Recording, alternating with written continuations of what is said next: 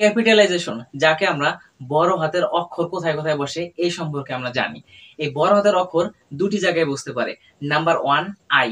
আইকে পৃথিবীর সাবজেক্টের কিং বলা হয়। কি বলা হয়? সাবজেক্টের কিং। কেন?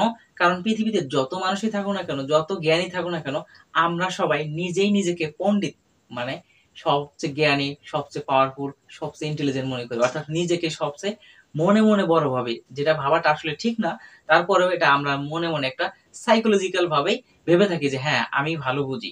এই যে আমরা নিজে নিজেকে যে বড় মনে করি, এই জন্য আমাদের যে সাবজেক্ট রয়েছে আই, এই আই সাবজেক্টটাকে সাবজেক্টের কিং বলা হয়। আর এই কিং শুরুতে বসুক, মাঝে বসুক অথবা শেষে বসুক, সর্বদাই বড় হাতের অক্ষর হবে।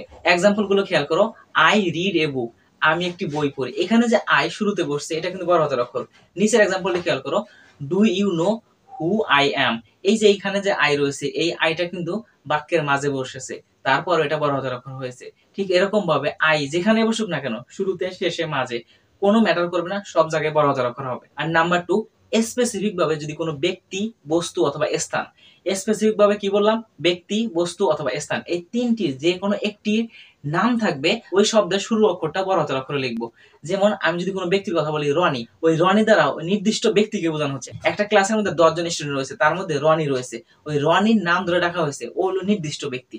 এরকম ভাবে যখন নির্দিষ্ট করে কোনো ব্যক্তির কথা বলা হবে, তখন আমরা তার প্রথম অক্ষরটা বড় হাতের অক্ষরে দিব।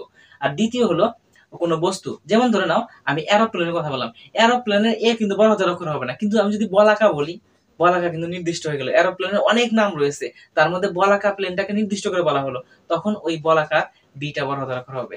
আর আমি যদি বলি টাইটানিক, তাহলে ওই টাইটানিকের, এর পৃথিবীর মধ্যে অনেক জাহাজ রয়েছে, কোন জাহাজকে বোঝাচ্ছে না, যে জাহাজটা ডুবে গেছে ওই টাইটানিক জাহাজকে বোঝাচ্ছে, এটা নির্দিষ্ট করে বোঝানো হচ্ছে। ঠিক এই যে নির্দিষ্ট করে বোঝাইলাম, নির্দিষ্ট করে নাম বললাম, এটার প্রথম অক্ষরটা বড় হাতের অক্ষর হবে। যদি নির্দিষ্ট জায়গার নাম বলি, যেমন ঢাকা, এখানে আমি সিটির কথা যদি বলি, তাহলে কিন্তু বড় হাতের অক্ষর হবে না, কারণ সিটির সিটা ছোট হাতের অক্ষর হবে।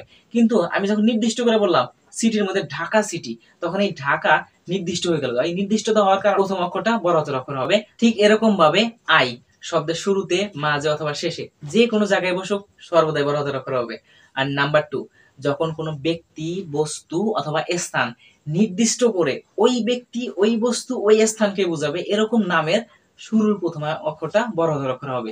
এরকম ভাবে ডিটেলসে তোমাদের জন্য পাঞ্চুয়েশন মার্ক এবং ক্যাপিটালাইজেশনের উপর ভিডিও বানিয়ে রেখেছি, তোমরা সার্চ করো Facebook, YouTube, TikTok, punctuation mark by Kafi.